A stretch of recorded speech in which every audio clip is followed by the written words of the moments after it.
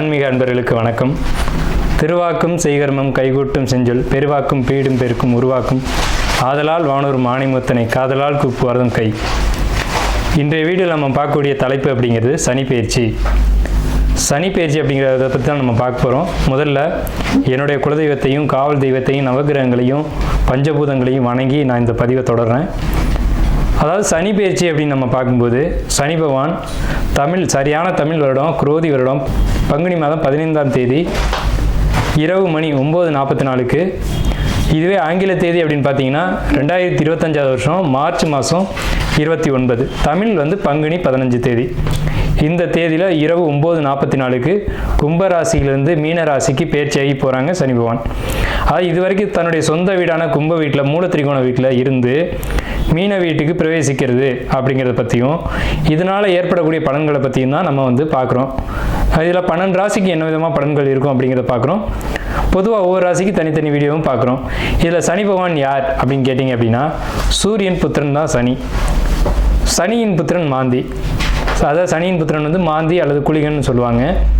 இதில் சனியினுடைய நிலை அமைப்பு என்ன அப்படின்னு கேட்டிங்கன்னா சனி மேற்கு திசைக்கு அதிபதி, மேற்கு திக்குக்கு அதிபதி. சூரியன் கிழக்க உதித்து மேற்கு மறைகிறாங்க. அதுக்கு நேர் எதிராக இருக்கக்கூடிய பிளானட் யாருன்னு கேட்டிங்கன்னா சனி பகவான். அதாவது 12 ராசிகளில் காலபுருஷனுக்கு 7ஆம் வீடுன்னு சொல்லக்கூடிய துலாம் வீட்டில் உச்சமடையக்கூடியவரும் மேஷத்தில் நீச்சமடையக்கூடியவருமான இந்த சனி பகவான் இருள் கிரகம் என்றும் நீதி கிரகம் என்றும் நீதி பாரபட்சமற்ற நீதிவான் அப்படின்னு நம்ம பார்க்குறோம். அதாவது ஒரு நீதிபதி என்ன பண்ணுறாங்க அப்படின்னா தவறுகளை விசாரித்து மரண தண்டனையாக இருக்கலாம், ஆயுள் தண்டனையாக இருக்கலாம், தங்களுடைய உணர்வுகளுக்கு அப்பாற்பட்டு நீதி வழங்குறாங்க. அந்த ஒரு தன்மையில் தான் சனி பகவான் அப்படின்ற ஒரு கிரகம் அமைப்பு அப்படிங்கிறது இருக்குது. அவருக்கு ஈவு இரக்கம் அப்படிங்கிறதுலாம் கிடையாது அப்படின்ற அச்சம் மக்களிடையே நிறைய இருக்குது. அப்படிலாம் கிடையாது. ஒரு தனிப்பட்ட ஒரு நபருடைய ஜாதகத்தில் ஏற்பட்டிருக்கக்கூடிய கர்ம வினைகள் என்ன அப்படின்னு பார்த்துட்டு அதுக்கான சரியான பலாபலன்கள் என்ன அப்படிங்கிறத கொடுக்கறதுல சனி பகவான் சரியான ஒரு நிலையில் இருக்கிறாரு அப்படிங்கிறதுனால தான் நம்ம அவரை நீதிமான் அப்படின்னு சொல்கிறோம். அவருக்கு வச்சிருக்க பேர் ஒரு சரியான பேர் தான். இவர் மேஷத்தில் நீச்சமடைகிறார் அப்படிங்கிறதுனால மேசராசிக்காரங்களை பாதிக்க மாட்டார் அப்படின்ற ஒரு கருத்தும் இருக்குது. இந்த 12 ராசிகளில் முதலாவது ராசியில் தான் சனி பகவான் நீச்சமடைகிறாரு. சனி பகவான் பொறுத்த வரைக்கும் மேற்கு திக்கில் தான் பலம் அதிகம். அதாவது மேற்கு திக்கு அப்படின்னு பார்க்கும்போது மிதுனம் துலாம் கும்பம் மேற்கு திசை. இதில் கும்பராசியில் திக்பலம் அடைகிறாங்க. ஒரு ஜாதகத்தில் 7ஆம் வீட்டில் சனி பகவான் நிற்கும்போது அந்த சனி பகவானுக்கு 7ஆம் வீடு மேற்கு வீடு அப்படின்னு பேர். அங்கே திக்பலம் அப்படின்ற ஒரு அமைப்பில் பலம் அடைகிறாங்க சனி பகவான். இப்படிப்பட்ட சனி பகவான் மக்களிடையே ஒரு தவறான கருத்து இருக்குது. சனி ஒரு இருள் கிரகம், சனி பகவான் ஒரு துன்பங்களை மட்டும் தரக்கூடிய ஒரு கிரகம். 2.5 ஆண்டு, அதாவது மொத்தம் 7.5 ஆண்டுகள் அவருக்கு துன்பம் கொடுக்கறதுக்கு மட்டுமே அதிகாரம் கொடுத்து வச்சிருக்காங்க அப்படின்ற மாதிரிலாம் இருக்காங்க. அந்த மாதிரிலாம் கிடையாது. நவ கிரகங்கள் அப்படின்னு எடுத்துக்கிட்டாலுமே ஒவ்வொரு கிரகமும் ஒவ்வொரு பணிகளை செய்வாங்க. அதில் 9 கிரகமும் இணைஞ்சால் மட்டும்தான் ஒரு பலன் அப்படிங்கிறது கிடைக்கும். அதில் சனி பகவானுடைய பங்கு அப்படிங்கிறது ஒரு சிறப்பான ஒரு இடத்துல இருக்கும். இதில் நம்ம பார்க்குறது சனி பெயர்ச்சிக்கான பலன்கள். சனி பெயர்ச்சி 2025, 2025லேருந்து 2027 வரைக்கும் இந்த 2.5 ஆண்டு காலகட்டம், அதாவது 2.5 சொல்கிறோம். 2.5 ஆண்டு காலகட்டம் மீன ராசியில் பயிற்சி ஆகக்கூடிய இந்த சனி பகவான் மீன ராசிக்கு சனி பகவான் பயிற்சி ஆகிறாங்க. இதே சமயத்தில் அந்த வீட்டு அதிபதியான குரு பகவான் தன்னுடைய வீட்டுக்கு 4ஆம் வீடான மிதுனத்தில் தன்னுடைய சொந்த ராசி நட்சத்திரத்திலேயே பிரவேசிப்பாங்க. அதாவது குரு பகவானுக்கு 3 நட்சத்திரங்கள் கொடுக்கப்பட்டிருக்கு ஜோதிட சாஸ்திரத்தில். அதில் புனர்பூச நட்சத்திரத்தில் பிரவேசிப்பாங்க. சனி பகவான் தன்னுடைய சொந்த நட்சத்திரமான உத்திரட்டாதி நட்சத்திரத்தில் பயணிக்கும் போது குரு பகவான் தன்னுடைய சொந்த நட்சத்திரமான புனர்பூசத்தில் பிரவேசிப்பாங்க. ஆகையால் இந்த சனி பெயர்ச்சி அப்படிங்கிறது ரொம்பவும் ரொம்பவும் உத்தமமான பலன்களை மக்களுக்கு, பொதுமக்களுக்கு, வணிகம் செய்யக்கூடியவங்களுக்கு, தொழில்துறையில் இருக்கக்கூடியவங்களுக்கு, குருமார்களுக்கு, ஆன்மீகத்துறை சம்பந்தப்பட்டவங்களுக்கு, ஆன்மீகத்தில் இருக்கக்கூடியவங்களுக்கு, பொது சேவையில் ஈடுபடக்கூடியவங்களுக்கு, பொது காரியங்கள், அதாவது இறை காரியங்கள் இதிலெல்லாம் ஈடுபடக்கூடியவங்களுக்கு இந்த 2.5 ஆண்டு காலகட்டமும் ரொம்ப சிறப்பான உன்னதமான உத்தமமான பலன்களை இந்த சனி பகவான் கொடுக்க காத்துட்டு இருக்காங்க. அப்படி தான் இந்த கிரக நிலைகள் அப்படிங்கிறது அமைஞ்சிருக்கு. சனி பகவான் மட்டும் வச்சுக்கிட்டு நம்ம ஒரு பெயர்ச்சி பலன்களை சொல்ல முடியாது. சனி பகவான் மற்ற வருட கிரகங்கள்னு சொல்லக்கூடிய குரு பகவான், ராகு, இவங்களுடைய பேச்சின் அடிப்படையில் தான் தன்னுடைய பலன்களை முழுமையாக ஒரு ராசி கொடுப்பாங்க. இதில் நற்பலன்களை ஏற்படுத்தக்கூடிய ராசி அமைப்பு இந்த கோச்சார ரீதியில் அப்படின்னு பார்க்கும்போது ரிஷபம், கடகம், துலாம், மகரம், மற்றும் கன்னி இந்த 6 வீடுகளுக்கும் மிகவும் உன்னதமான பலன்களையும், மற்ற 6 ராசிகளான மேஷம், மிதுனம், சிம்மம், விருச்சிகத்துக்கு கூட நல்ல பலன்களை செய்யும். அதில் துலாமுக்கு மட்டும் ரொம்ப உத்தமமான பலன்களை செய்யும் அப்படி சொல்ல முடியாது. ஆனால் விருச்சிக ராசிக்கு அதிக நற்பலன்களை தரும், மகரத்துக்கு உன்னத பலன்களை தரும், கும்பத்துக்கு இதுவரைக்கும் இருந்த கஷ்டங்கள் குறைஞ்சி இனி நல்ல ஒரு காலகட்டம் அப்படிங்கிறது இந்த சனி பயிற்சியில் உங்களுக்கு கண்டிப்பாக கிடைக்கும். இந்த 6 ராசிகளுக்கு, அதாவது மேஷ ராசிக்கு துன்பம் அப்படின்னு எடுத்துட்டா கூட ரிஷப ராசிக்கு நல்லா இருக்கு, கடக ராசிக்கு நல்லா இருக்கு, துலா ராசிக்கு காட்டிலும் விருச்சிக ராசிக்கு நல்லா இருக்கு, கன்னி ராசிக்கு நல்லா இருக்கு, மகர ராசிக்கு நல்லா இருக்கு. இந்த 6 ராசிகளுக்கு நற்பலன்களும், மற்ற 6 ராசிகளுக்கு பெரிய கெடுதல் இல்லை அப்படின்ற ஒரு நல்ல வார்த்தையை சொல்லி நம்ம வீடியோக்குள்ளே போகலாம். அன்பான மேசராசி நேயர்களே, அதாவது மேஷம் அப்படின்னாலே காலபுருஷனுடைய முதலாவது வீடு. இந்த ராசிக்கு என்ன ஒரு அமைப்புன்னு கேட்டிங்கன்னா, மேஷம் எங்கெல்லாம் இருக்கோ அந்த வீட்டில் ஒரு ஜோசியர் கண்டிப்பாக இருப்பாங்க. மேஷம் அப்படின்னாலே ஜோதிடம், வேதம், ஞானம், இந்த மாதிரியான நற்குணங்களை உடைய ராசி, நற்குணங்களை உடைய குடும்பத்தில் தான் ஒரு மேஷம் பிறக்கும். மேஷம் அப்படிங்கிறது ஆடுங்க. இந்த ஆட்டை ஏன் முதலாவது கொடுத்தாங்க அப்படின்னா, எங்கேயுமே முந்தி கொண்டு போகக்கூடிய ஒரு தன்மை அப்படிங்கிறது ஆட்டுக்கு தான் இருக்கும். ஆடு அப்படின்ற ஒரு விலங்கு மேஷத்துக்கு கொடுத்துருக்காங்க. இது ஒரு நல்ல ஒரு மங்களமான ஒரு சின்னம். மங்களக்காரகன் தான் செவ்வாய், அவருடைய வீடு தான் மேஷ வீடு. இந்த மேசராசிக்காரங்களுக்கு வரக்கூடிய சனிப்பெயர்ச்சி 2025 முதல் 2027 வரைக்கும் எப்படி இருக்குன்ற பலன்களை தெரிஞ்சுக்கணும்னு நீங்கள் ஆர்வத்தோடு இருக்கிறது நமக்கு தெரியுது. மேசராசிக்கு நல்ல பலன்கள் கொடுக்குமா அப்படின்ற ஒரு கேள்வியோடு தான் இந்த வீடியோக்குள்ளே நீங்கள் வந்திருப்பீங்க. தயவு செய்து இந்த வீடியோ முழுமையாக பாருங்கள். நிறைய பலன்களை தெளிவாக விரிவாக விளக்கமாக நம்ம கொடுத்துருக்கோம். முழுமையான வீடியோ பார்க்கும்போது உங்களுக்கு ஒரு நல்ல ஒரு கைடன்ஸ் அப்படிங்கிறது கண்டிப்பாக கிடைக்கும், ஒரு வழிகாட்டுதல் கிடைக்கும். மேஷம் அப்படின்னாலே ஒரு நல்ல ராசி, நற்குணங்கள் நிறைய உடைய ஒரு ராசி. மேஷம் அப்படின்னா ஒரு துடிப்பு, ஒரு வேகம், ஒரு நல்ல குணங்கள் நிறைஞ்சிருக்கும். எப்போவுமே கோபம் இருக்க இடத்துல தான் குணம் இருக்கும். மேசராசிக்காரங்க அதிகமாக கோவப்படுவாங்க. கோவப்பட்டாங்க அப்படின்னா என்ன அர்த்தம்னா, அங்கே உண்மையும் பாசமும் அன்பும் இருக்குது அப்படின்னு அர்த்தம். தாய் அடிக்கிறதுக்காக தாய் கெட்டவன்னு சொல்லிட முடியாது. தன்னுடைய குழந்தை ஒரு நல்ல வழியில் போகணும் அப்படிங்கிறதுக்காக அவள் அடிப்பா. அந்த ஒரு குணம் அப்படிங்கிறது மேசராசிக்கு உண்டு. மேஷம் எதுலேயும் பதட்டப்படும், எதுலேயும் வேகப்படும், ஆனால் விவேகத்தோடு தான் செயல்படும். ஒரு ஆடு ஒரு மலை உச்சியில் ஏறிடும், இறங்க தெரியாமல் தடுமாறிட்டு இருக்கும். அது போன்ற குணமுடையவங்க தான் அந்த மேசராசிக்காரங்க. வந்த வழி திருப்பி போக தெரியாது. ஒரு முதலீடுகள் போடுறதா இருக்கட்டும், ஒரு தொழிலை ஆரம்பிக்கிறதா இருக்கட்டும், வேகமாக ஆரம்பிச்சுட்டு அது எப்படி முடிக்கிறதுன்னு தெரியாமல் சுற்றிட்டு இருப்பாங்க. இதுக்கு என்ன அப்படின்னு கேட்டிங்கன்னா, ஒரு ஜோதிடர் அணுகி அந்த ஜோதிடருடைய வழிகாட்டுதலின் பேரில் நீங்கள் நடந்தீங்க அப்படின்னா ரொம்ப ரொம்ப பெரிய வளர்ச்சியும், ரொம்ப ஒரு நல்ல எதிர்காலத்தில் ஒரு பெரிய ஒரு இடத்துக்கும், பல பேருக்கு ஒரு முன்னுதாரணமாகவும் பல பேருக்கு நன்மைகள் செய்யக்கூடிய இடத்துல தான் மேசராசிக்காரங்க வருவாங்க. அதுக்கு தேவையான ஒரே ஒரு விஷயம் என்னன்னு கேட்டிங்கன்னா, ஜோதிடருடைய வழிகாட்டுதல். மேஷம் பிறருக்கு செய்யணும், பிறருக்காக பிறந்த பிறப்பு தான் மேஷம். அதாவது பொதுமக்களுக்கு ஒரு தலைவனாக இருக்கக்கூடிய ஒரு அமைப்பு யாருக்கு கிடைக்கும் அப்படின்னு கேட்டிங்கன்னா, மேசராசி கிடைக்கும். மேசம் முதலாவது ராசியாக இருக்குது அப்படிங்கிறதுனால இவர்கள் தலைமை தாங்கக்கூடிய இடத்துக்கு வருவாங்க, முதன்மையானவர்களாக வருவாங்க. 40 வயசுக்கு மேலே பொதுமக்களுக்காகவே வாழ வேண்டிய ஒரு அமைப்பு யாருக்கு வரும்னு கேட்டிங்கன்னா, மேஷத்துக்கு தான் வரும். அப்போ இது சமுதாயத்துக்கான மனிதர்கள் யாருன்னு கேட்டிங்கன்னா மேஷம்தான். தங்களுடைய குடும்பத்தையும் பார்த்துக்கணும், சமுதாயத்தையும் பார்க்கணும். சமுதாயத்தில் ஏற்படக்கூடிய நல்லது கெட்டதுக்கும் போய்க்கணும், தன்னுடைய குடும்பத்தையும் அனுசரித்து கொண்டு போகணும் அப்படின்ற ஒரு அமைப்பு எந்த ராசிக்கு உண்டு அப்படின்னு கேட்டிங்கன்னா மேசராசிக்கு தான் உண்டு. ஸோ அப்பேற்பட்ட உன்னதமான உத்தமமான ராசி மேசராசி அன்பர்களே, உங்களுக்கு சனிப்பெயர்ச்சி நன்மை செய்யுமா அப்படின்ற ஒரு கேள்வியோடு நீங்கள் இந்த வீடியோக்குள்ளே வந்திருப்பீங்க. நிச்சயமாக சொல்கிறேன், உறுதியாக சொல்கிறேன், உங்களுக்கு சனிப்பெயர்ச்சி நன்மை தான் செய்யும். ஏன் அப்படி சொல்கிறோம் அப்படின்னம்னா, மேசராசிக்கு 2ஆம் வீட்டில் குரு, 6ஆம் வீட்டுக்கு கேது, 5ஆம் வீட்டுக்கு பயிற்சி ஆகிறாங்க. மே 14ஆம் தேதி அன்னைக்கு குரு பயிற்சி உங்களுக்கு ரிஷபத்துலேருந்து மிதுனம் அணைக்கும். மே 18ஆம் தேதி அன்னைக்கு கேது கன்னி மனையிலேருந்து சிம்மத்துக்கும் பயிற்சி ஆகிறாங்க. அதே காலகட்டத்தில் உங்களுக்கு பாதகஸ்தானம் சொல்லக்கூடிய கும்பராசியில் ராகு பகவான் பயிற்சியாகி மீனத்திலேருந்து பயிற்சியாகி சனி பகவான் கும்பத்திலேருந்து மீனத்துக்கு போவாங்க, மீனத்தில் இருக்க ராகு பகவான் கும்பத்துக்கு வருவாங்க. இந்த மாதிரியான ஒரு மாற்ற அமைப்புகள் எல்லாமே பார்க்கும்போது உங்களுக்கு கிரக நிலைகள் அப்படின்னு கணிச்சோம் அப்படின்னா, உங்கள் ராசிக்கு விரயஸ்தானத்தில் சனி, ராசிக்கு 3ஆம் இடத்துல குரு, ராசிக்கு 5ஆம் இடத்துல கேது, ராசிக்கு 11ஆம் இடத்துல ராகு. மீண்டும் சொல்கிறேன், ராசியில் உங்களுக்கு ராசிக்கு 12ஆம் வீட்டில் விரயஸ்தானத்தில் சனி பகவான், 3ஆம் இடத்து குரு, 5ஆம் இடத்து கேது, 11ஆம் இடத்து ராகு. இந்த அமைப்புகள் மொத்தமாக நம்ம கவனித்து பார்க்கும்போது வருட கிரகங்கள் இந்த ஒரு அமைப்பில் இருக்கும்போது இந்த வருடத்தை யார் நன்மை செய்வா, யார் கெடுதல் செய்வா அப்படின்னு பார்க்கும்போது இந்த நான் சொன்ன 4 கிரகங்களுமே நன்மை மட்டுமே செய்யும், தீமை செய்ய வாய்ப்புகள் இல்லை. அதாவது மிதுன ராசி அப்படிங்கிறது காலபுருஷனுக்கு 3ஆவது ராசி. குரு பகவான் உங்கள் ராசிக்கு 9க்கும் 12க்கும் உடையவர். 12ஆம் வீட்டு அதிபதி 3ஆம் வீட்டுக்கு வரும்போது மறைவு ஸ்தானாதிபதி மறைவு ஸ்தானத்துக்கே வருவாங்க. அப்போ இந்த அமைப்புக்கு பேர் விபரீத ராஜயோகம் அப்படின்னு பேர். விபரீத ராஜயோகம்னா என்னன்னு கேட்டிங்கன்னா, திடீர் அதிர்ஷ்டங்களையும் திடீர் தனவரவையும் எதிர்பார்க்காத ஒரு சொத்து உங்களை தேடி வரும். ஆனால் அது உங்களுடைய சொத்தாக இருக்கும். ஸோ இந்த ஆண்டு தொடக்கமே ஒரு தனவரவோடு உங்களுக்கு தொடங்கும்.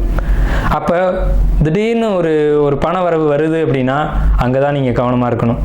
அந்த பணம் எந்த வழியில் வருது, எந்த வழியில் செலவு பண்ணணும் அப்படின்ற ஒரு விஷயத்தில் திட்டமிடல் தேவை. அதாவது குடும்பத்தில் ஒரு தேவை இருக்கும், அந்த தேவைக்கு ஏற்ப பணமும் உங்களுக்கு தேடி வரும். 2வது விஷயம், உங்கள் ராசிக்கு 5ஆம் இடத்துல பெயர்ச்சியாளருடைய கேது நன்மை செய்யுமா தீமை செய்யுமான்ற ஒரு கேள்வி, 7.5 சனி, விரையச்சனி அப்படிங்கிற ஒரு பயம் இதெல்லாம் உங்களுக்குள்ளே இருக்கிறது தெரியுது. கண்டிப்பான முறையில் 5ஆம் இடம்ன்றது காதல் ராசி அப்படின்னு பேர். இப்போ மேச ராசிக்கு காதல் குடும்ப அமைப்பு எப்படி இருக்கும் அப்படிங்கிறத நம்ம கணிப்போம். குடும்பம் அப்படிங்கிறது 2ஆம் இடம். 2ஆம் இடத்துல கேது குரு பகவான் இவ்வளவு காலகட்டங்களாக வக்ர நிலையில் இருந்தாங்க. இதனால் குடும்பத்துக்குள்ளே வெளியில் சொல்ல முடியாத பிரச்சனைகள், ஏகப்பட்ட பிரச்சனைகள் போயிட்டு இருந்திருக்கும். அதாவது குடும்ப பிரச்சனை வெளியில் சொல்ல முடியாது. அதாவது சிலர் இருப்பாங்க, கணவனுக்கும் மனைவிக்கும் பிரச்சனையாக இருக்கும், அதை 3வது நபர்கிட்ட போய் சொல்லிகிட்டு இருப்பாங்க. மனைவி கணவனை விட்டுட்டு இன்னொருத்தர் போய் சொல்லிட்டு இருப்பாங்க. இது தவறான ஒரு விஷயம். அப்படி தான் இந்த கடந்த காலகட்டங்களுடைய வலி வேதனைகளை மனசுக்குள்ளே வச்சுக்கிட்டு யார்கிட்ட சொல்லுவோம், எப்படி சொல்லுவோம்னு தெரியாமல் தவிச்சிட்டு இருந்திருப்பீங்க. ஆனால் இந்த குரு பயிற்சியில் உங்களுடைய வாழ்க்கை துணைகிட்ட நீங்கள் மனம் விட்டு பேசி அந்த பிரச்சனைகளை தீர்ப்பீங்க. ஸோ இது பெரிய பாசிட்டிவான ஒரு விஷயம். கணவன் மனைவி தான் உறவுகளுக்குள்ளே சிறந்த உறவு அப்படிங்கிறது. எல்லா உறவுகளும் வரும் போகும். ஆனால் கணவன் மனைவி ஒரு வாழ்க்கையில் இணைஞ்சிட்டாங்க அப்படின்னா பிரிவது கிடையாது. வாழ்க்கை முழுவதும் அவங்க அவங்களோடையே பயணிக்கக்கூடிய ஒரு உறவு தான் கணவன் மனைவி உறவு. அதனால தான் தாலின்ற ஒரு கான்செப்டை நம்மளுடைய கலாச்சாரத்தில் கொண்டு வராங்க. 2வது மோதிரம்ன்ற ஒரு கான்செப்டுக்குள்ளேயும் மிகப்பெரிய ரகசியங்கள் ஒழிஞ்சிருக்கு. ஏன் மோதிர விரலில் மோதிரம் போடுறாங்க அப்படின்றத நீங்கள் சிந்திச்சு பார்த்தீங்கன்னா அதுக்கான விளக்கங்கள் உங்களுக்கு புரியும். எல்லா விரல்களையும் இணைச்சா பிரிக்க முடியாது, ஆனால் பிரிச்சுக்கலாம். ஆனால் மோதிர விரல் மட்டும் இணைச்சா பிரிக்க முடியாது அப்படின்ற ஒரு கான்செப்ட் விரலில் இருக்குது. அதனால தான் சில மதங்களில் விரலில் மோதிரம் போடுறாங்க. ஏன்னா பிரியாத உறவு அப்படிங்கிறதுக்கு அதான் உதாரணம். 2வது உங்களுடைய குறைகளை மனைவி புரிஞ்சுக்கிட்டு அவங்க உங்களுக்கு ஏற்ற மாதிரி நடந்துக்கிறதா இருக்கட்டும், மனைவியை புரிஞ்சுக்கிட்டு கணவன் நடந்துக்கிறதா இருக்கட்டும். இந்த மேச ராசிக்கு இந்த சனி பயிற்சியில் இது நடக்கும். இந்த சனி பயிற்சியிலேருந்து இது நடக்கும். விரயஸ்தானத்தில் வந்துக்கூடிய சனி பகவான் விரயத்தை கொடுப்பாரா அப்படின்னு கேட்டிங்கன்னா கண்டிப்பாக விரயத்தை கொடுப்பார்.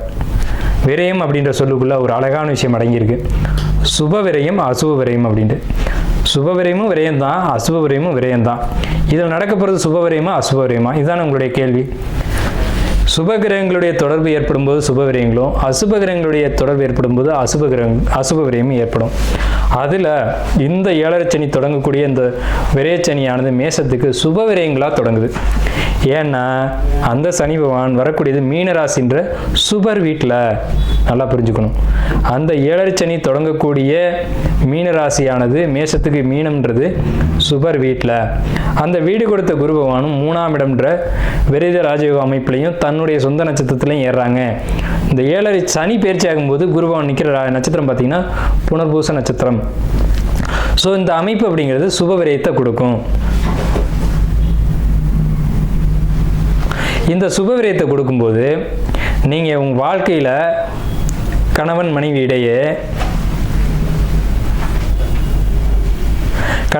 இடையே ஒரு கருத்து வேறுபாடுகள் இருந்தாலும் ஒரு நிகழ்ச்சி ஒரு ஃபங்க்ஷன் நீங்கள் நடத்தும் போது அதில் மனக்கசப்புகள் தீர்ந்து எல்லாரும் ஒற்றுமையாக சேர்ந்து வாழக்கூடிய ஒரு அமைப்பு அப்படிங்கிறது மேஷத்துக்கு கிடைக்கும்.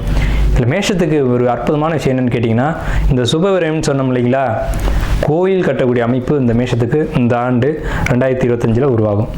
கோயில் கட்டுறதுன்றது சாதாரண விஷயம் இல்லைங்க. கோடி கோடியாக பணம் வச்சுருப்பாங்க, அவங்களால கோயில் கட்ட முடியாது. ஆனால் மேஷத்துக்கு இந்த 2025 சனி பயிற்சி ஆலயங்கள் கட்டக்கூடிய ஒரு அற்புதமான ஒரு யோகத்தை கொடுக்கும். அதாவது ஒரு பழமொழி சொல்லுவாங்க, ஊர் கூடி தான் தேர் இழுக்கணும் அப்படின்ற மாதிரியான ஒரு அமைப்பு. அப்போ இந்த தலைவன் அப்படின்ற அமைப்பு தான் மேசராசினுடைய அமைப்பு. குடும்பம் காதல் உறவு எப்படி இருக்கும் அப்படின்னு கேட்டிங்கன்னா, குடும்ப உறவை பற்றி நம்ம நிறைய பேசணும். இது நாள் வரைக்கும் இருந்த கருத்து வேறுபாடுகள் இந்த சமயத்தில் வந்து நிவர்த்தியாகி கணவன் மனைவிக்குள்ள ஒரு ஒற்றுமை கொடுக்குது. காரணம், உங்களுக்கு வந்து 3ஆம் வீட்டில் மிதுன ராசியில் குரு தன்னுடைய சொந்த நட்சத்திரத்தில் இருக்கிறது தான் காரணம். மனம் விட்டு பேசுவீங்க, கருத்து வேறுபாடுகள் நிவர்த்தி ஆகும் அப்படிங்கிற ஒரு கான்செப்ட். ரெண்டாவது, காதல் விஷயத்தை பொறுத்த வரைக்கும் இந்த இடம் தான் ரொம்ப முக்கியமான இடம். இதை தான் நிறைய பேர் வந்து எதிர்பார்த்து காத்துட்ருப்பீங்க. காதல் கசக்கு தையா அப்படின்ற ஒரு பாடல் கூட இருக்கும். காதல் எப்படி இருக்கும்? சிம்ம வீட்டுக்கு கேது வர்றாங்க. காதல் நல்ல காதலா கெட்ட காதலா அப்படின்ற ஒரு விஷயம் வந்து உங்களுக்கு தெளிவடையும். சிம்மம்ன்றது மேஷத்துக்கு 5ஆம் வீடு, அதுதான் காதலை சொல்லக்கூடிய இடம். அங்கே கேது பகவான் வரும்போது மறைஞ்சிருந்த விஷயத்தெல்லாம் வெளிப்படுத்திடுவார். 2 காதலர்களுக்கிடையே இருந்த ஒரு விஷயம், மறைவாக வச்சுருந்த ஒரு விஷயம் வெளிப்படையாக பேசுறீங்க. அப்போ வெளிப்படையாக பேசினா என்ன ஆகும்? ஒன்று இது செட் ஆகும் ஆகாதுன்ற ஒரு முடிவுக்கு வருவீங்க. காதல் வந்து ஒரு தெளிவான முடிவுக்கு வரும். இந்த பந்தம் வந்து நமக்கு தேவை அல்லது தேவையில்லை அப்படின்ற ஒரு முடிவுக்கு வருவீங்க. நல்ல உறவாக இருந்தால் எடுத்துக்க போகிறீங்க, ஆகாதுன்னு தெரிஞ்சால் விலக போகிறீங்க. அது இதுக்கு முன்னாடி வந்து உங்களுக்கு காதலில் சில கசப்புகள் மேசராசிக்கு கடந்த காலகட்டங்களில் வந்தது உண்மைதான், இல்லைன்னு மறுக்க முடியாது. உங்களுடைய ஜாதக அடிப்படையில் அதாவது லவ்வில் வந்துட்டு ஒரு தெளிவான ஒரு அக்செப்டன்ஸ் கிடைக்காமையோ அல்லது உங்கள்கிட்ட ஒரு உண்மை இல்லாத தன்மையிலே அவங்க நடந்துட்டு இருப்பாங்க. அந்த ஸ்பவுஸ் அப்படின்றவங்க அதில் ஒரு உண்மைத்தன்மை, அவங்களுக்கு உங்களை பற்றின ஒரு உண்மைத்தன்மை தெரிஞ்சு, இதில் மேசம்னாவே உண்மையை நடக்கக்கூடியவங்க, நேர்மையை நடக்கக்கூடியவங்க. அதனால் அடிக்கடி கோவம் வரும். அதனால் மேஷத்திட்ட யாருமே அட்டாச் ஆக முடியாது. அப்படி அட்டாச் ஆகுறாங்க அப்படின்னா அவங்க நீண்ட காலம் உங்கள் கூட பயணிப்பாங்கன்னு அர்த்தம். செவ்வாய் வந்து கோப கிரகம், வேக கிரகம். பட்டுன்னு கோபப்பட்டு பட்டுன்னு வார்த்தைகளை விட்டுரும். அது யார் உங்கள் கூட நீண்ட நாள் பயணிக்க முடியும் அப்படின்னு கேட்டிங்கன்னா, உங்களை பற்றி முழுமையாக தெரிந்தவர்கள், உங்களுடைய குணம், உங்களுடைய அந்த எண்ணங்கள், சிந்தனைகள் தெரிஞ்சவங்க மட்டும்தான் காலம் முழுக்க பயணிக்கக்கூடியவங்க. அப்போ சிம்ம மனையில் கேது வரும்போது தேவையில்லாத காதலாக இருந்தால் முறிச்சு விட்டுடும். அது சரியான காதலாக இருந்தால் அவங்க கடைசி வரைக்கும் உங்கள் கூட வருவாங்க. அதாவது உங்களுடைய காதலுக்காக நீங்கள் காத்துக்கிட்டு இருந்தீங்க, உங்கள் காதலை வெளிப்படுத்திட்டு காத்துட்டு இருக்கக்கூடிய காதலர்களுக்கு ஒரு அக்செப்டன்ஸ் கிடைக்கும் அப்படின்னு தான் நம்ம இங்கே சொல்கிறோம். இந்த காதல் வலிமை அடையுமா அல்லது இந்த காதல் முறியுமா அப்படின்ற ஒரு காலகட்டம் வந்து தெளிவான முடிவுக்கு வரக்கூடிய காலகட்டம் வந்து உண்மையான காதலர்களுக்கு சிறப்பான ஒரு ஆண்டாக இந்த சனி பயிற்சி அமையுது 2025.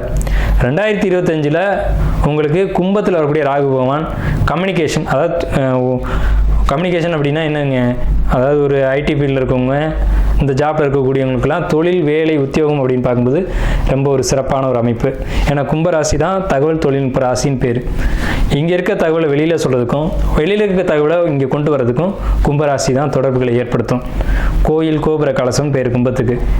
அப்போ இந்த இடத்துக்கு ராகு வரும்போது வெளிநாட்டு தொடர்புகள், வெளிநாட்டுக்கு போகணும் காத்துட்டு இருக்கக்கூடியவங்களுக்கு வெளிநாட்டு தொடர்புகள் கிடைக்கும்.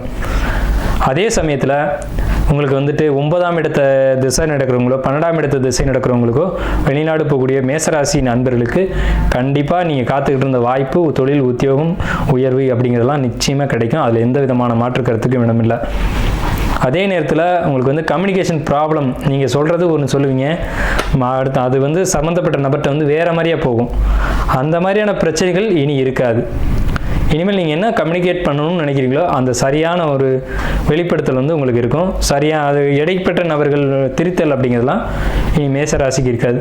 அதே சமயத்தில் வேலையில் இருக்கக்கூடியவங்களுக்கு நல்ல ஒரு ப்ரொமோஷன் கிடைக்குமா அப்படின்னு கேட்டிங்கன்னா கண்டிப்பாக கிடைக்கும். இன்க்ரிமெண்ட் கிடைக்குமானா கண்டிப்பாக கிடைக்கும். இதே சமயத்தில் பெண்களால் மேசராசிக்காரங்களுக்கு துன்பம் ஏற்படக்கூடிய காலகட்டம் தான் இந்த சனி பயிற்சி காலகட்டம். ஆண்களாக இருக்கும் பட்சத்தில் நீங்கள் பெண்கள் விஷயங்களில் வந்து ரொம்ப எச்சரிக்கையாக இருக்கணும். நீங்கள் வேலை செய்யக்கூடிய இடத்துல, உத்தியோகம் பண்ணக்கூடிய இடத்துல ஒரு லேடிஸ் இருக்காங்க அப்படின்னா அவங்ககிட்ட ரொம்ப கண்ணியமாக நடந்துக்கணும். எப்போவுமே மேஷம் வந்து ரொம்ப கண்ணியமாக நடந்துக்கூடிய ஒரு அமைப்பு உள்ளவங்க தான். அதே சமயத்தில் அவங்களுடைய போக்கு என்ன, அவங்க எப்படி நடந்துக்கிறாங்க, அவங்க நம்மளை வெறுக்கிறாங்களா இல்லை நம்ம இருக்கிறது அவங்களுக்கு ஏதாவது இடையூறாக இருக்கா அப்படின்றத பார்த்து அதுக்கேற்ற மாதிரி நீங்கள் வந்து உங்களுடைய வேலைகளை செஞ்சுட்டு வரணும். அவங்க வந்து நீங்கள் உங்களை வந்து அவங்க ஒரு போட்டியாக கூட நினைக்கலாம். இவர் இருக்கிறது வந்து நமக்கு தொந்தரவாக இருக்குது, நமக்கு கிடைக்க வேண்டிய இன்க்ரிமெண்ட்டோ ப்ரொமோஷனோ அவருக்கு கிடைக்குது, அவர் இருக்கிறது நமக்கு தொந்தரவாக இருக்கே அப்படின்னு சொல்லிட்டு உங்கள்கிட்ட வந்து சில தேவையில்லாத இடைஞ்சல்களை கொடுக்கக்கூடிய ஒரு காலகட்டம் தான் இந்த காலகட்டம். அதுக்கு என்ன பரிகாரம் அப்படின்னு கேட்டிங்கன்னா, பொறுமை, கவனம், உங்களுடைய வேலையை நீங்கள் பார்க்குறது, அடுத்தவங்க வேலையை நீங்கள் செய்யாதீங்க, அடுத்தவங்களுடைய விஷயங்களை நீங்கள் தலையிடாதீங்க, அடுத்தவங்களை பற்றி நீங்கள் கமெண்ட் அடிக்காதீங்க. மேசராசிக்கு நான் கொடுக்கக்கூடிய பரிகாரம் அப்படின்னு கேட்டிங்கன்னா, நீங்கள் உண்டு, உங்கள் வேலை உண்டு, உங்களுடைய பணி உண்டு. அதோடு போயிட்டே இருக்கணும். அடுத்தவங்க வேலையில் தலையிடுறதோ, அடுத்தவங்களை பற்றி பேசுகிறதோ, பொறுமை இல்லாமல் ஒரு இடத்த விட்டு வெளியில் வர்றதோ இருக்கக்கூடாது. இந்த காலகட்டங்களில் பொறுமை வந்து சனியினுடைய அமைப்பு. சனி காத்திருக்கக்கூடியவர். ராகு பகவானும் சனியினுடைய காரத்துவம் என்னன்னு கேட்டிங்கன்னா காத்திருத்தல், காலம் வரும் வரை காத்திருத்தல் வந்து சனியினுடைய காரத்துவம். அதை கையில் பிடிச்சிக்கிட்டீங்க அப்படின்னா உங்களுக்கு தேவையான வளர்ச்சியை சனி பகவான் கொடுத்துருவார்.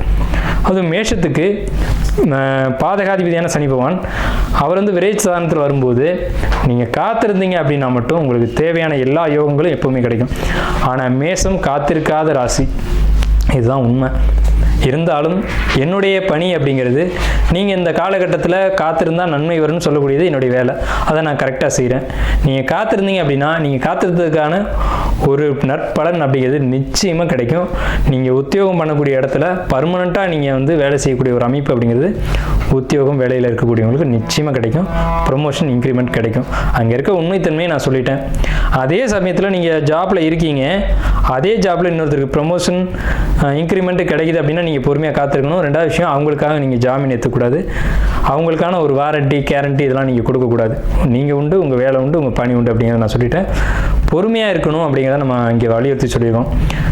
அதே நேரத்தில் திருமண வாழ்க்கையை பொறுத்த வரைக்கும் திருமணம் அப்படிங்கிறது 1000 காலத்து பயிருங்க. குருபகவான் உங்களுக்கு 3ஆம் இடத்துல வந்திருக்காங்க. கண்டிப்பாக நல்ல வரன் அமையுங்க. ஏன்னா 3ஆம் இடத்துல இருக்க குருபகவான் உங்கள் ராசிக்கு 7ஆம் இடத்தை பார்ப்பார். அது அந்த 3ஆம் வீட்டிலேருந்து 5ஆம் வீடு அமையும்.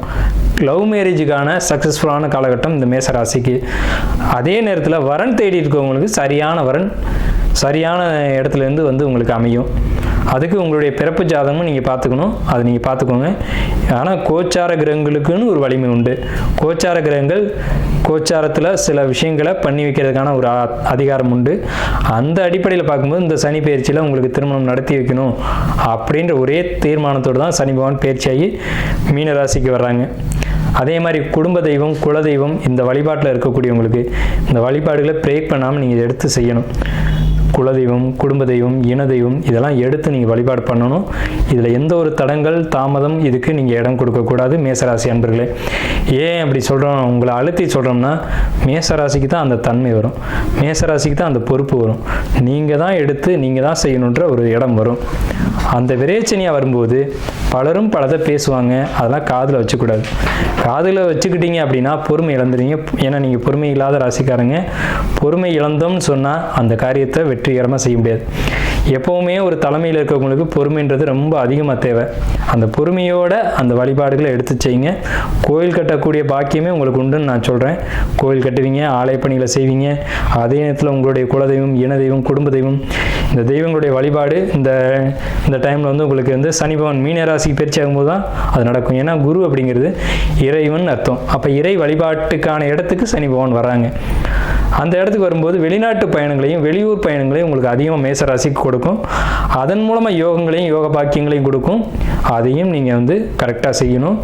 அதே நேரத்தில் இந்த வழிபாடுகளையும் கரெக்டாக செய்யணும். பொறுமை ரொம்ப ரொம்ப ரொம்ப அவசியம் இந்த 7.5 நாட்டு சனி காலகட்டங்களில்.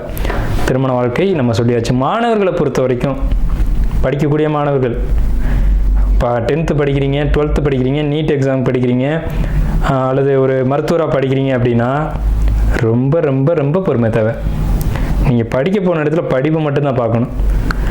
அதை விட்டுட்டு படிப்பை தவிர்த்து மற்ற விஷயங்களை கவனம் செலுத்தக்கூடாது.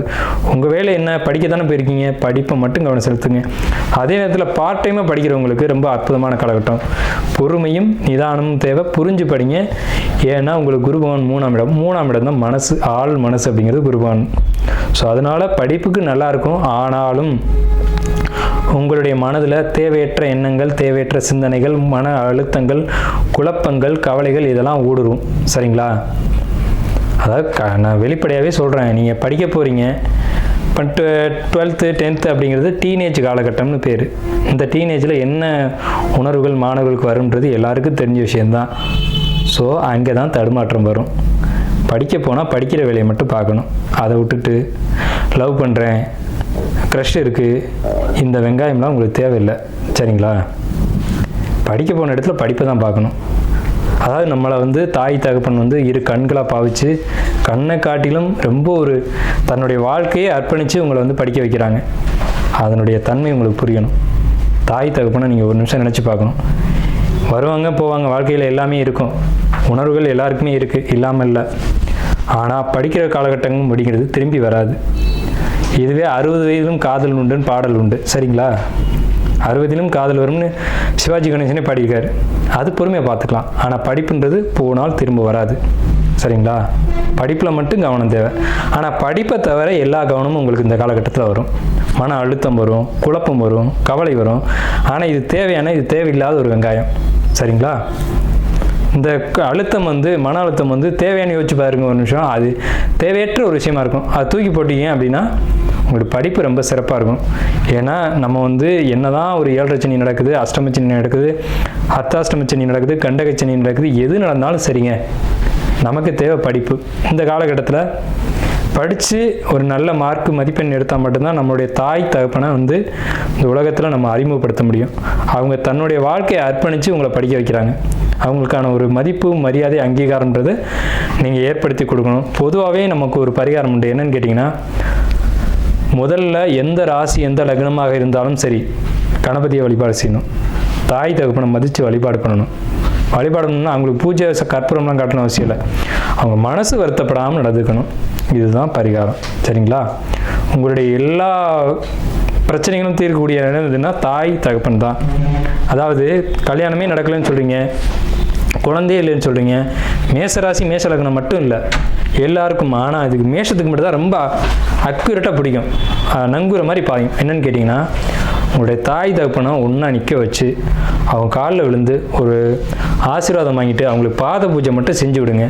கல்யாணம் இல்லையா, நிச்சயமாக கல்யாணம் நடக்கும். அவன் ஜாதகத்தில் சுக்கிரன் நீச்சம், சுக்கிரனே இல்லைன்னு சொன்னாலும் சரி, திருமணம் நடக்கும். அதே நேரத்தில் குழந்தையே இல்லை, குழந்தைக்கான வாய்ப்பே இல்லைன்னு சொன்னாலும் கண்டிப்பாக குழந்தை கிடைக்கும், சரிங்களா? ஜோதிடத்துக்கு அப்பாற்பட்ட விஷயங்கள்னு சில விஷயங்கள் உண்டு. ஜோதிடம் உண்மை. ஜோதிடம் எந்த காலகட்டத்திலும் எழுதின எழுத்து வந்து அழியாது. ஆனாலும் சில விஷயங்களுக்கு மாற்றம் உண்டு அப்படிங்கிற அடிப்படையில் இந்த விஷயங்களாக வருது. அஸ்வினி நட்சத்திர மேசராசிக்கு நேர்களே, உங்களை பொறுத்த வரைக்கும் இந்த காலகட்டங்கள் ஆரம்பத்தில் சனி பயிற்சி ஆகக்கூடியது மார்ச் மாதம். மார்ச்லேருந்து ஒரு 3 மாதம் ரொம்ப கடுமையான மனக்குழப்பங்கள், கவலைகள், அச்சங்கள், பயம், தேவையில்லாத எண்ணங்கள், ஒரு அடிக்ஷனுக்கு போகிறது, இதெல்லாம் இருக்கும். இதெல்லாம் ஒதுக்கி வச்சுருங்க.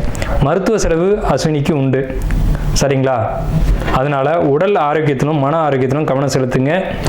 இதுக்கு நம்ம சிம்பிளாக ஒரு விஷயம் சொல்கிறோம், யோகா, தியானம், மெடிடேஷன், இதில் கவனம் செலுத்துங்க.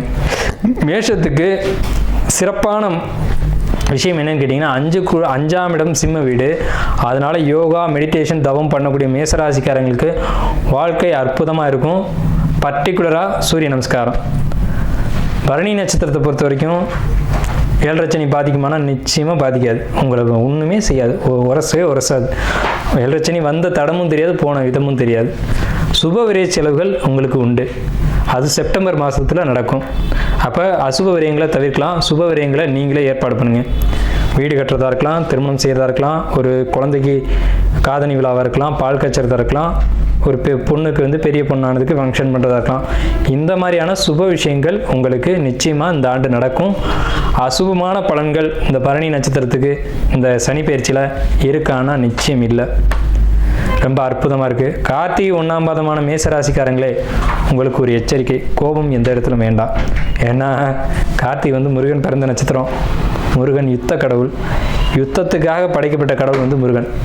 தேவர்களாலேயே அழிக்க முடியல அசுரனை. ஏன்னா முருகன் வந்து அசுரர்களை அழிக்க முடியாமல் யுத்தத்துக்காக படைக்கப்பட்ட கடவுள் முருகன். அதை வந்து ஒரு கார்த்திகை நட்சத்திரத்தன்று படிக்கிறாங்க முருகனை. ஸோ உங்களுக்குள்ள அந்த வேகம், ஜுவாலை வந்து அக்னி தான் கார்த்திகையினுடைய ஒரு அக்னி வந்து கார்த்திகையினுடைய அம்சம். அப்போ உங்களுக்குள்ள ஒரு கோப அனல் வந்து எரிஞ்சுக்கிட்டே இருக்கும். அப்போ கோபங்களை நீங்கள் கட்டுப்படுத்தணும். ஆனால் சாந்தத்தில் உங்களை மாதிரி சாந்தம் கிடையாது, வேகத்தில் உங்களை மாதிரி வேகம் கிடையாது. எப்போவுமே வேகமாக போகிறாங்க அப்படின்னா அங்கே ஒரு பிரச்சனை காத்துட்ருக்கும். ஒரு பொறுமையாக நிதானமாக போகக்கூடியவங்க, ஒரு வாகனத்திலே எடுத்துக்குவோம், பொறுமையாக நிதானமாக போகக்கூடியவங்க ஒரு பெரிய விபத்துக்களை தவிர்த்துக்கலாம். ஆனால் இதை ஃபாஸ்ட்டாக போனாங்கன்னா சின்ன விபத்து கூட பெரிய காயத்தை ஏற்படுத்திடும். ஸோ இந்த தன்மை தான் கார்த்திகை 1க்கு இருக்குது. அப்படின்றதுனால இந்த சனி பயிற்சி, விரையச்சனி காலகட்டங்களில் பெரிய ஆபத்துக்கள் இல்லை. ஆனால் நீங்கள் ஏற்படுத்திக்காதீங்க. என்ன செய்யணும் அப்படின்னா பொறுமை, நிதானம், கவனம், யாரையும் மதிக்கிற பண்பு. குழந்தையாக கூட இருக்கட்டுமே, அந்த குழந்தை கூட அது ஒரு ஆத்மா தானே, அந்த ஆன்மாவுக்குள்ள மதிப்பு மரியாதை கொடுத்து நீங்கள் வணங்கி இது பண்ணுங்கள். அதே மாதிரி பசின்னு வரவங்களுக்கு உணவு கொடுங்க. உங்கள் வீடு தேடி வந்தவங்களை உபசரிங்க. அது எதிரியாக கூட இருக்கட்டும், அவங்கள உபசரிக்கணும். அது கார்த்திகை நட்சத்திரத்துக்கு ரொம்ப முக்கியம். ஏன்னா கார்த்திகை வந்து அக்கினியில் தான் உணவை சமைக்கிறோம். நீங்கள் உணவு கொடுக்க நீங்கள் வாழ்க்கையில் உயர்ந்துகிட்டே போவீங்க. கார்த்திகை நட்சத்திரத்துக்கு குறிப்பாக ஒரு விஷயம் சொல்கிறேன். உங்களுக்கு குலதெய்வம் அப்படின்றது ரொம்ப முக்கியம். குலதெய்வ வழிபாடு எடுத்துக்கோங்க. கார்த்திகை நட்சத்திரத்தை அதனுடைய வளர்ச்சியை யாராலும் தடுக்க முடியாது. கார்த்திகை வாழ்க்கையில் ஜெயிக்கணும்னு முடிவு பண்ணிட்டீங்க. ஏன்னா எல்லா கார்த்திகையும் வாழ்க்கையில் ஜெயிக்கும். தோல்வி பெற்ற ஒரு கார்த்திகை நட்சத்திரம் கூட நீங்கள் பார்க்க முடியாது. ஆனால் கார்த்திகை நட்சத்திரம் எப்போ ஜெயிக்கும் அப்படின்னா வாழ்க்கையினுடைய பின்பகுதி அப்படிங்கிறது தான் அந்த நட்சத்திரத்துக்கு உண்டான ஒரு அமைப்பு. ஆனால் நீங்கள் இளமையிலே ஜெயிக்கணும் அப்படின்னு நீங்கள் நினச்சிங்கன்னா உங்களுடைய குலதெய்வத்தை நீங்கள் வந்து போய் 3 மாதங்களுக்கு ஒரு முறையாவது முடிஞ்ச வரைக்கும் பார்த்துட்டு வரணும். வெளிநாட்டில் இருக்காங்க, என்னால் எப்படிங்க போக முடியும் அப்படின்னு நீங்கள் நினச்சிங்கன்னா, நீங்கள் இருக்கிற இடத்துல ஒரு செம்பு தண்ணி எடுத்து வச்சு, தூய்மையான பாத்திரத்தில் ஒரு செம்பு தண்ணி எடுத்து வச்சு ஒரு சூடம் காமிச்சு நீங்கள் ஆத்மார்த்தமாக வணங்குனீங்க அப்படின்னா உங்களுடைய குலதெய்வம் உங்களுக்கு வந்து உங்கள் பின்னாடியே சுற்றும். கார்த்திகை நட்சத்திரத்துக்கு அதான் பெரிய விஷயம். கார்த்திகை எங்கெல்லாம் இருக்கோ அவங்களுடைய தெய்வம் வந்து அவங்க கூடயே சுற்றிக்கிட்டு இருக்கும். ஏன்னா கார்த்திகை நட்சத்திரம் மிகப்பெரிய அமாவாசை நட்சத்திரம்னு பேர். ஸோ கார்த்திகை ஒன்று மேஷத்தில் இருக்குது. கார்த்திகை நட்சத்திரம் உடைப்பட்ட நட்சத்திரம் தான், அது காலற்ற நட்சத்திரம் அப்படின்னு பேர். ரிஷபத்திலும் கார்த்திகை இருக்குது. ஆனால் மேஷ கார்த்திகைக்கு விசேஷங்கள் அதிகம். அதே நேரத்தில் கோபம், இது மாதிரி துன்பங்களை ஏற்படுத்தக்கூடிய ஒரு அமைப்பும் அதில் உண்டு. ஏன்னா முருகன் கோபப்பட்டு வந்து தான் பழனி மலை மேலே இருக்கார். ஊருக்காக, உலகத்துக்காக, என் மக்கள் உண்டு எனக்கு உண்டு அப்படின்ட்டு வந்து நிற்கிறாரு. அவர் வந்து மக்களுக்காக, பொது சேவைக்காக நிற்கிற மாதிரி நீங்களும் உலகத்துக்காக ஒரு நாள் வந்து நிற்கக்கூடிய ஒரு சூழல் வரும். அதனால் உங்களுக்கு ரொம்ப முக்கியமானது எது அப்படின்னு கேட்டிங்கன்னா பழனி முருகன் வழிபாடு. நீங்கள் முடிந்த போதெல்லாம் பழனி முருகனை போய் வழிபட்டீங்க அப்படின்னா கார்த்திகை 1ஆம் பாதம் வெட்டிவேர் மாலை வாங்கி கொடுத்து பன்னீர் அபிஷேகம் பண்ணி அவருடைய உக்கிரத்தை தணித்து உங்களுடைய உக்கிரத்தையும் தணித்து அவர்கிட்ட வேண்டுதல் வச்சு காலையில் 4:30 மணிக்கு அதிகாலையில் ஒரு பூஜை நடக்கும். அந்த பூஜையில் நீங்கள் கலந்துக்கிட்டு விபூதி கொடுப்பாங்க. அந்த பூஜையில் அந்த விபூதி எடுத்து நெத்தியில் வச்சிங்கன்னா உங்களுடைய நாடி நரம்புகள் எல்லாமே ஜிவ்வுன்னு இருக்கும். அந்தளவுக்கு குளிர்ச்சியாகும். அந்த காலை வேளையில் நீங்கள் அந்த அபிஷேகத்தை பார்த்துட்டு அந்த விபூதி எடுத்து உங்கள் நெத்தியில் வைங்க. உங்கள் வாழ்க்கை மிகப்பெரிய விசேஷத்தை நோக்கி போகும் அப்படின்னு சொல்லி நம்ம வந்து இந்த வீடியோ நிறைவு செய்வோம்.